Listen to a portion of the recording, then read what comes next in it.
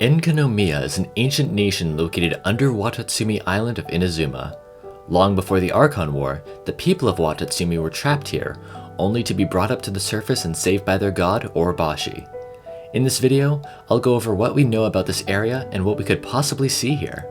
Also, if you liked the video, consider subscribing. It helps me out a lot and I'd really appreciate it.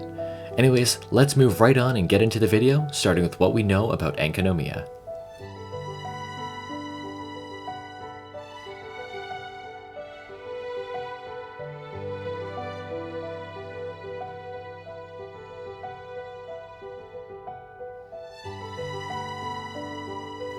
Enkanomiya is a nation that resides below the waves and below the island of Watatsumi.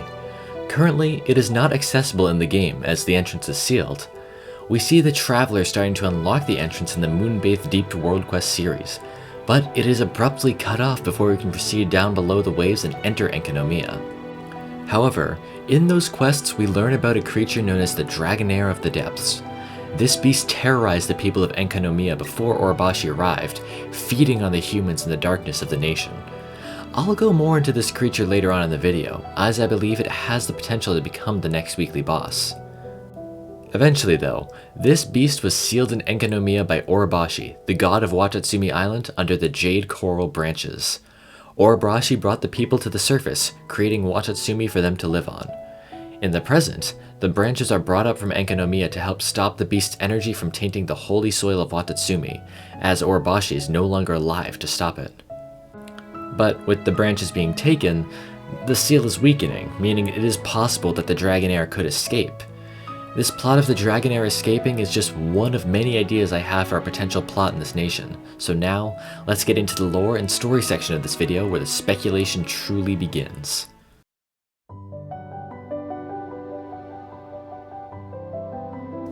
When the Moonbathed Deep World Quest series comes to an end, Tsuyuko, the shrine maiden that you have been assisting, says that you'll meet again when it is time to enter Enkanomiya.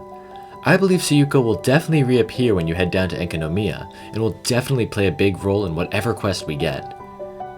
Now, as I stated earlier, the Dragonair of the Depths is currently sealed below a bunch of jade coral branches, and as part of our goal to help Watatsumi, we must collect one of these branches. I believe that when we collect one, it may just be enough for the Dragonair to start regaining its power and prepare to break free. As for when we'll see the Dragonair itself, I believe we may have to wait even longer for it, and we'll just get hints that their emergence will begin soon, much like how Ajdaha was hinted by his form as the young girl named Ju at Nantianmen. It would be so interesting to meet other humans down in Enkanomiya that stayed down there instead of journeying to the surface with Orobashi, who would know more about the Dragonair and its power. Still, meeting the Dragonair will be a very monumental occasion. We haven't seen many gods who have lost the Archon War, or in this case, those who never even participated, as most of them were killed. If we can talk to the Dragonair, we could learn about their perspective of everything, and maybe make us doubt Celestia even more. They already aren't looking too good, with the disasters in Conria, Dragonspine, and Tsurumi Island seemingly all having links to the Divine. It'll be so interesting to see if the Dragonair even knows about Celestia, with it residing below the surface and therefore out of Celestia's sight. Speaking of the surface, Enkanomiya is, well, not there. It is located below the waves, which means it is far closer to the Abyss than any other nation we have visited.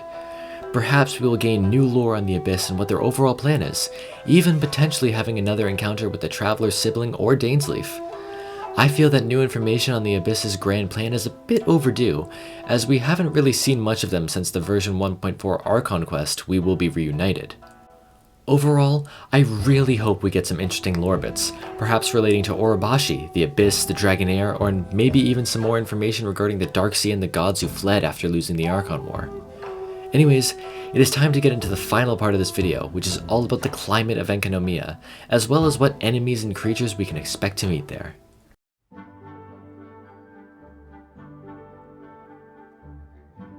Alright, now it's time to get into what I believe this nation will be like in terms of design, inspiration, and more.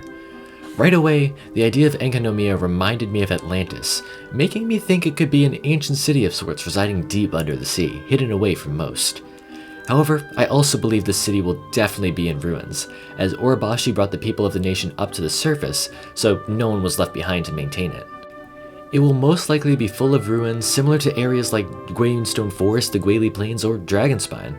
Collapsed buildings, ancient treasures, new puzzle designs, and more could potentially be seen here.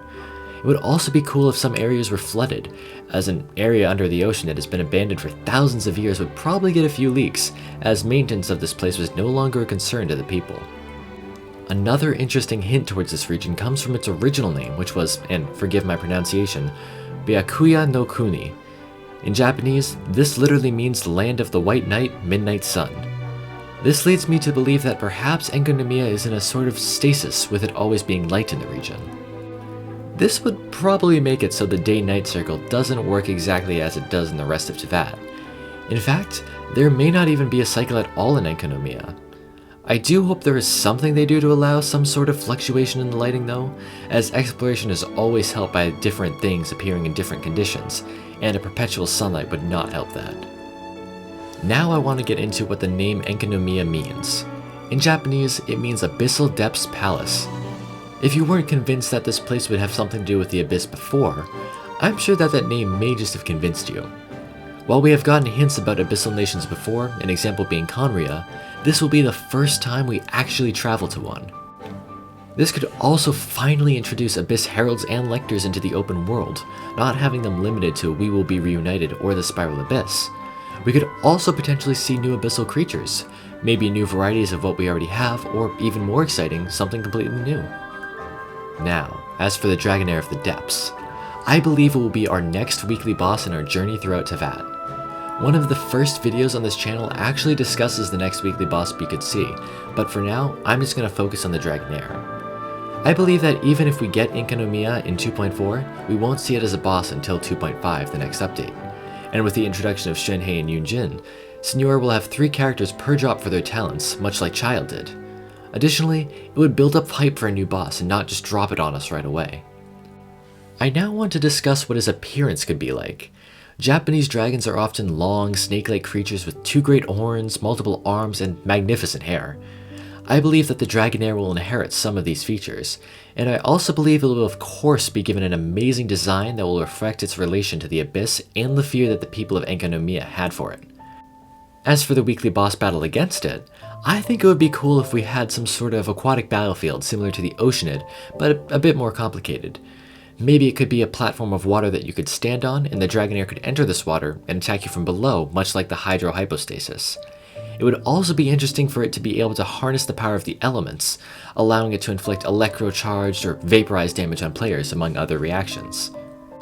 I think it would also be neat if it had a lot of ranged attacks, which would make bow characters a better choice for players in this fight.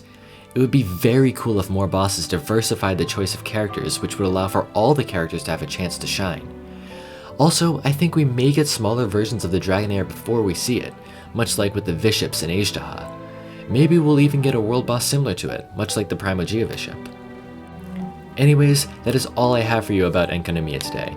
This region is very exciting to talk about, and I would love to hear your ideas regarding it in the comments below. Thank you so much for watching, I really hope you enjoyed it. Have a wonderful day, and I'll see you all in the next video.